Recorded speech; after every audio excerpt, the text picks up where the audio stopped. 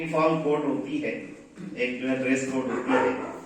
उस कॉलेज में अगर आप हिजाब पहनने वाले लोग हैं तो हिजाब बेशक पहने, सर ढाके, सीना ढाके, मगर पूरा काला लवादा पहन के जाना कॉलेज में, किसी भी कॉलेज में, किसी भी शिक्षण संस्था में, किसी भी संवैधानिक संस्था में, वो नितांत गलत है।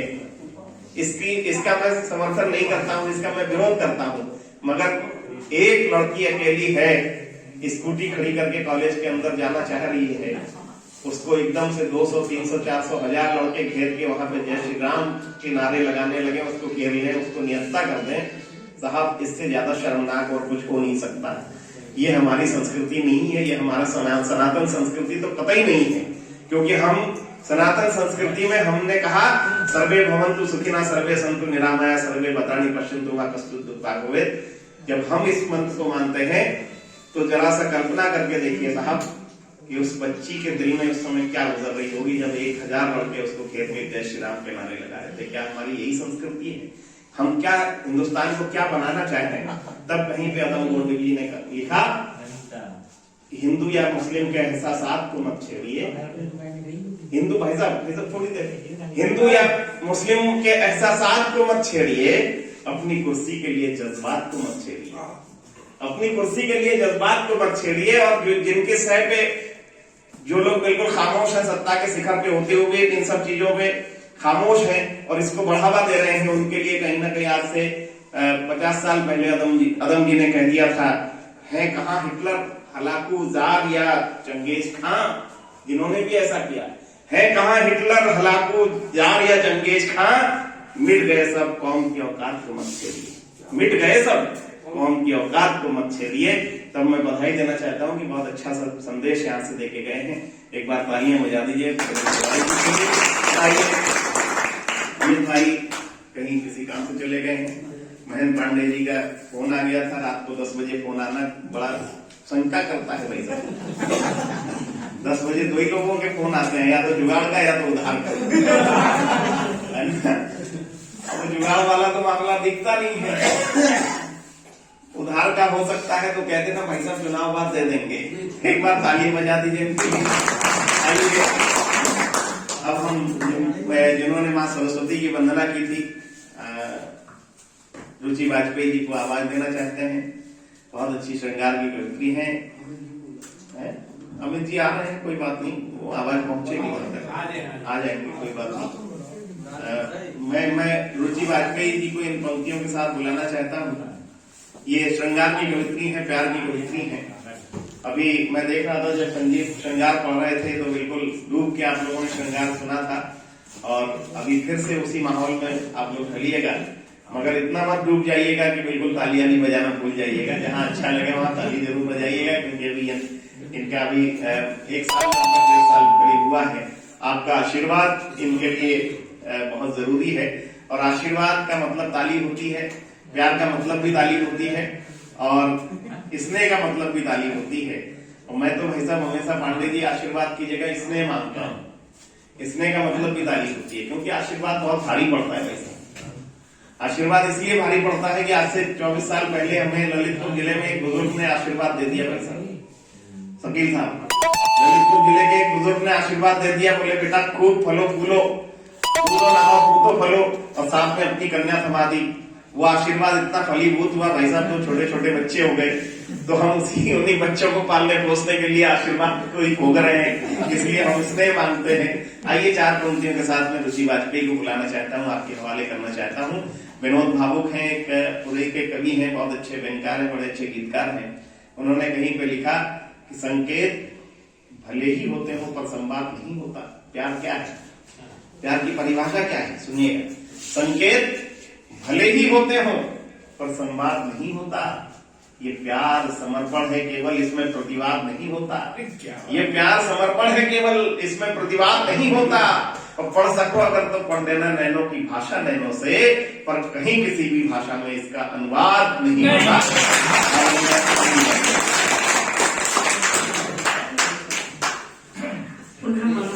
पुनः मां शारदे के चरणों में नमन करती हूँ, संगत मंच को प्रणाम करती हूँ, और आप इतना अच्छा सुन रहे हैं, आप सभी की गरिमा में उपस्थिति को भी बार बार प्रणाम करती हूँ।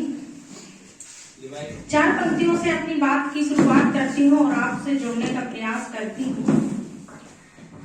दिए हैं शब्द मैया ने मैं जब भी गुनगुनाई हूँ, दिए हैं शब्द मैया ने मैं जब भी गुनगुनाई हूँ, कटीली राह पर चलकर हमेशा मुस्कुराई हूँ, कटीली राह पर चलकर हमेशा मुस्कुराई हूँ, थकन मिट जाएगी जो तालियां मुझको भी मिल जाएं, यही उम्मीद लेकर मैं तुम्हारे गाँव आई, यही उम्मीद लेकर मैं तुम्हारे गाँव आई हूँ।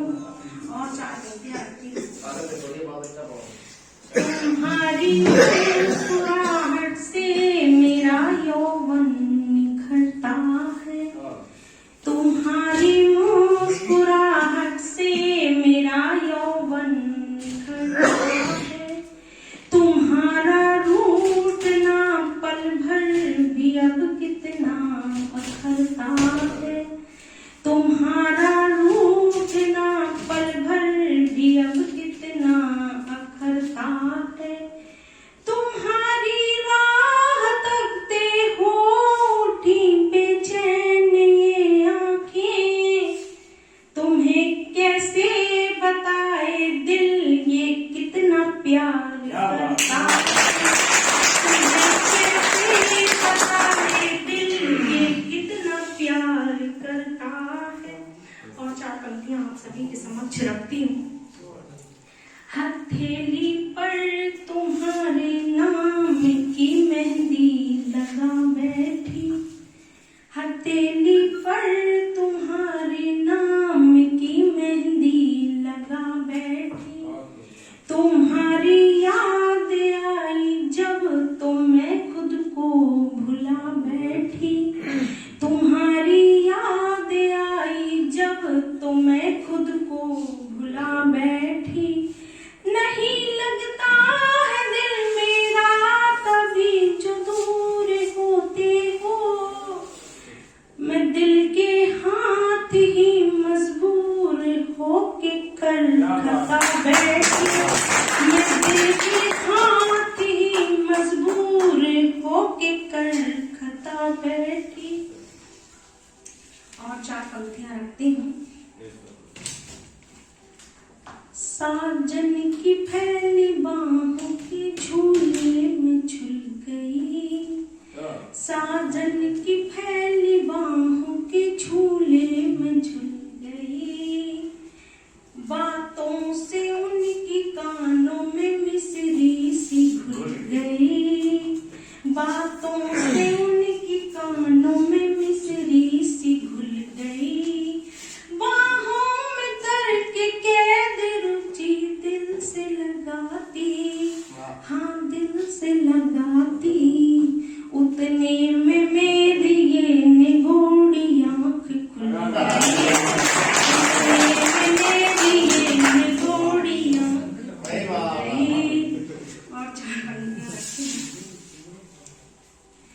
हुई बेचैन में प्रियतम तुम्हें जब से निहारा है, हुई बेचैन में प्रियतम तुम्हें जब से निहारा है, तुम्हारे बिन एक पल भी कहीं मेरा गुजारा है, तुम्हारे बिन एक पल भी कहीं मेरा गुजारा है, ये कहता आईना मुझसे कि जब भी मैं संवरती हूँ, तुम्हारी प्रीत ने मेरा तो ये यौवन निखारा, तुम्हारी प्रीत ने मेरा तो ये यौवन निखारा है।